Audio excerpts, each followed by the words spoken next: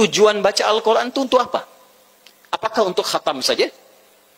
Atau ada tujuan yang lain? Apakah untuk sekedar baca saja? Atau sesungguhnya Allah menginginkan hal yang lain? Rasulullah menginginkan hal yang lain. Maka ditegaskan oleh Allah Subhanahu wa taala, hudal linnas. Al-Quran itu diturunkan tujuan pokoknya untuk menjadi pedoman kehidupan bagi seluruh manusia. Allah menegaskan Al-Quran itu 6.236 ayat, 114 surah, 30 juz, itu kurikulum hidup kita. Dari bangun tidur sampai tidur kembali, urusan dunia, alam kubur sampai akhirat, di situ ada semuanya.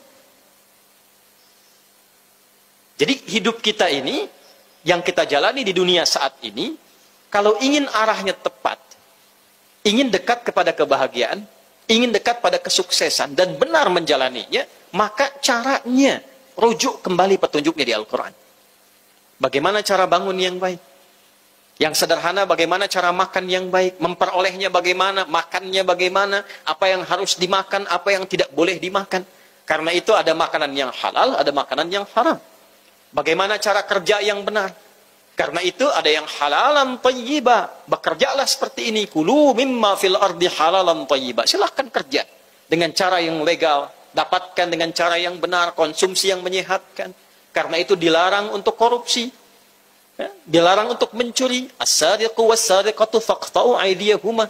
Pencuri itu, koruptor itu, tangan aku ciptakan untuk bekerja dengan baik, bukan untuk mencuri. Daripada dipakai mencuri, potong saja tangannya.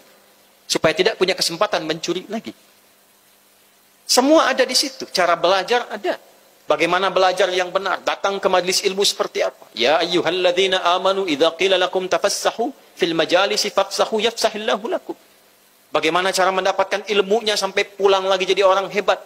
Wa ma kana al-mu'minuna liyanfiru kaffah falawla nafara min kulli firqatin minhum ta'ifah liyatafaqahu fid din wa liyunziru qaumahum idza raja'u ilaihim la'allahum yahdharun. Sampai urusan rumah tangga. Mencari jodoh bagaimana? Lamaran bagaimana? Menikah seperti apa? Tugas suami bagaimana? Tugas istri bagaimana? Kalau nanti jadi ayah seperti apa? Jadi ibu bagaimana? Sampai saat akan meninggal pun keterangannya masih ada. Yang husnul khatimah, ya ayyatuhan nafsul mutmainnah, irji'i ila rabbika radiyatan mardiyah. Diatur caranya, menuju itu seperti apa? Kurikulumnya ada. Sampai urusan masuk ke alam kubur pun diatur, dijelaskan. Supaya apa? Punya persiapan sebelum masuk ke alamnya. Di mana ada kitab suci, ya, atau bahkan kitab yang tidak dianggap suci, satu karya misalnya, yang menerangkan kepada kita secara runtut teratur, spesifik tentang perjalanan hidup seseorang sampai pulang kembali dan melewati setiap alamnya. Tidak ditemukan, kecuali dalam Al-Quran. Wajar ditemukan di Al-Quran, karena yang menyampaikan Al-Quran yang berfirman pencipta kita. Karena itu disampaikan yang belum kita tahu, karena sifat Allah maha mengetahui.